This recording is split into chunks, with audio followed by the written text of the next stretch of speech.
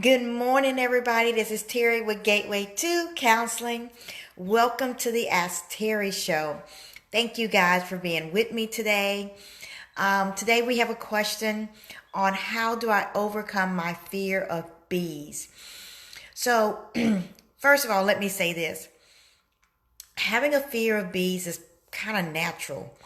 I say natural. I used to actually go and hunt for bees and capture them. And I would like to see how many I could catch at one time. I think I got up to like 5 in a jar, right? And then I would start adding to it. So that was so much fun as a kid. Imagine that, just sitting around seeing if you can catch bees, right? But you can have a fear of bees because of maybe being stung by a bee. The person who was asking me this question actually asked me in person, and he had actually been stung, and he hadn't encountered this ever before, and so he had a lot of fear, and his coworkers were teasing him about it, and they actually designed a holster for him so he could carry bug spray, right? So excuse me guys, one second. I have my Texans cup today, right? So anyway, so when you've been through something traumatic, yes, you're going to have some fears about it. And so some of the things that I'm going to tell you today are going to be things that can apply to any kind of fear, right? For me, the best way to overcome a fear is to face it head on, right? Now, what am I saying?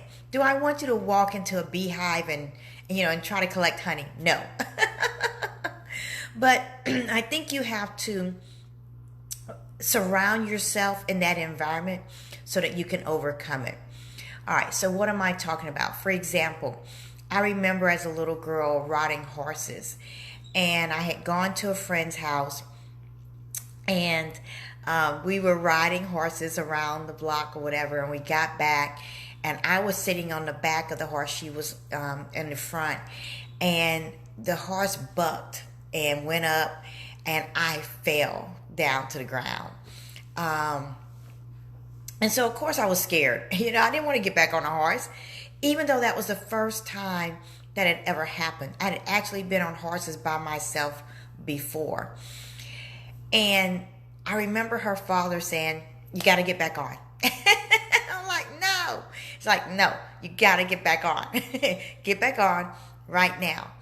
And so he was trying to help me to overcome that fear. I was only in the 4th grade. And so I've never had a fear of riding horses again. Now, having said that, I am cautious. All right. So I remember being in Costa Rica, and we were riding, and we were going down these slopes, and we were crossing over streams.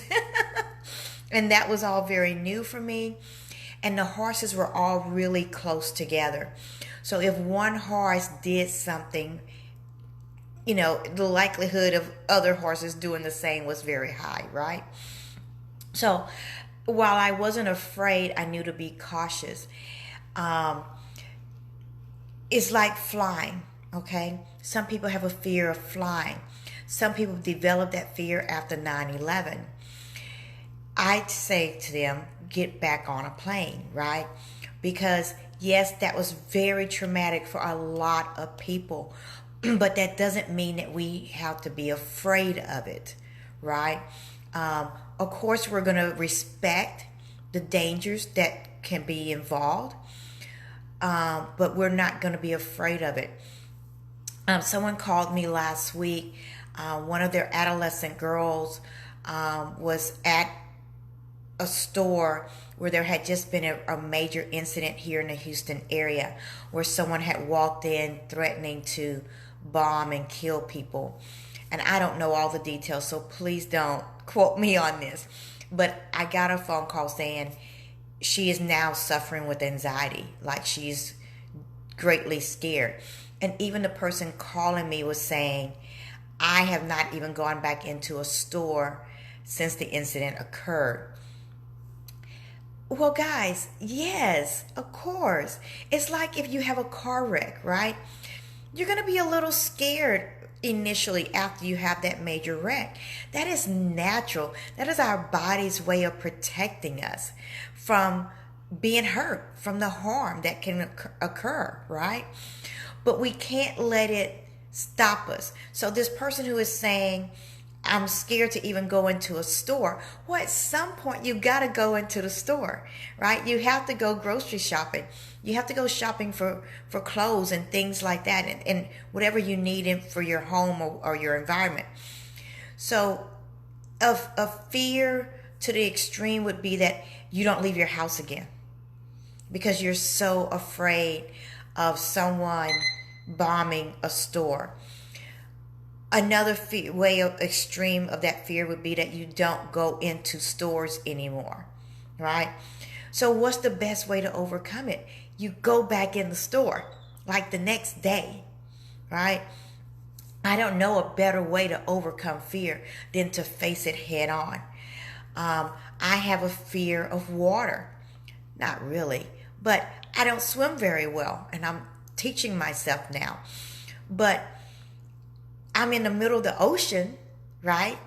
I am going to make certain that I have on a life jacket. Because, and someone says, well, it's not about fear, it's about respect, right? So I have a respect for the ocean. I have a respect for undertides. I have a respect for the fact that, we have all these boats maybe in one area, and it's causing, this undertide to occur, and the waves can just take you out beyond the boats. Yeah. Catamarans, right? And you can go under the catamaran. So I have this really healthy respect of what can occur. So I'm going to be very cautious about it. So if you're that person who is experiencing some fear related to incidents that have occurred, I've worked with children who they've been sexually abused, and the abuse occurred in the bathroom. And they have a huge fear of the bathroom. And I've seen them literally run in as fast as they can, use the bathroom, and run out. And you go, did you wash your hands? No. So it's this fear, right? And of course they have this fear because something really traumatic happened. In that situation, guys, we not only have to work on confronting the fear, but we have to let them know that they're safe, right? That it wasn't the bathroom that caused the problem. It's not the store that caused the problem. It was a person who caused the trauma, who caused the fear, right? So you're not fearful of the bathroom. You're fearful of the person. And you should be scared of that person, right? If you were sexually abused by an uncle in the bathroom, then you need to be scared of that uncle. And you need to make certain that you try to start overcoming some of that fear. And let me tell you how we work on that. First of all, why am I saying we need to overcome the fear of the uncle? Because we don't want that to dominate our life. However, we need to respect that uncle is a sex offender, right? I need to know that I cannot be alone with a sex offender, right? Regardless of your age. I've known adults who were sexually abused by an older brother, and they're fine with that older brother as long as a lot of people are around. But as soon as they are by themselves, they are extremely fearful, even as an adult, right? So sometimes we have to work through the trauma so that we're not scared to that level. We need to know, how do we work through it, right? I know you're asking, how do we work through that trauma and not be scared anymore? Well, first of all, you acknowledge that it happened. You realize that you now have a lot of power. You now have a lot of control in your life. And you might have been scared when you were a child and you didn't think you could say anything when you were 6, 8, 10 years old. But you're older now, and you can say something. Even if you're 6 when it happened and you're now 15 when at this current time, you now know that you have more power. How do we gain that power? We gain it through therapy, right? We do. We can't just make it go away. We can't just say, oh, I'm going to push it to the back and act like it never happened. Because it did happen. And it's something that you need to be aware of. And it's something that other people need to be aware of, right? If you were sexually abused at the age of 6 and now you're scared of your older brother, and now your older brother is kind of hanging tight with your little niece, you need to say something. You need to say something to him. And guess what? When you confront it, it will make you stronger. It will make you stronger. It will empower you. And then you need to say something to those around you. Hey, this happened to me by this person. And to this day, I still have some fear. I still have some anxiety. And I want to make sure that my little niece is protected because I don't want her to go through what I've been through, right? So we want to overcome it by confronting it, by dealing with it in therapy, by embracing it and meeting it head on, okay? If you have a fear of going into certain environments, then let's go into that environment with a trusted person maybe, even if it means gradually, okay?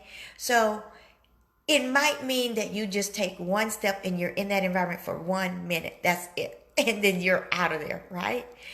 And then the next time, 2 minutes. Then the next time, 5 minutes. And then you just grow it. Do you see what I'm saying? You take time. You take baby steps. You don't have to overcome it all in one day. You don't have to face it and confront it all in one day. You can do it gradually. Just like when I was talking about the fact that this person maybe was sexually abused by a family member, you don't want to maybe start off by confronting him, but maybe you want to start off by telling your mom. Maybe you want to start off by telling your dad, whoever. You want to go and tell someone that you feel will support you. And then once you've gotten that, then you move forward, right? If you have the fear, you have a child who has a fear of sleeping alone, you don't help that child by having them sleep in the bed with you. You're only making it worse. You're then telling them that you believe in that fear. Fear of ghosts, right? That's what the little ones typically have fear of. Something's underneath the bed. Where did this fear come from? Did it come from watching certain movies, right? Well, don't let your little ones watch those kind of movies because it will expose them to a lot of fear. All right, we're about done, guys. If you need help with this, please, we are just a click away. We are only $49 a session for cash clients, and we now take all kinds of insurance. Community Health Choice is our newest one. Thank you. We have Superior and Better. Thank you guys, and Better. We're still getting phone calls almost every day from you guys. Thank you very much. Medicaid and more. Blue Cross Blue Shield. So if you guys need help with anxiety, fear, we can overcome it, and we can overcome it pretty quickly. So give us a chance, just a click away. Enter our gates into a brighter tomorrow where you are in control. Bye-bye.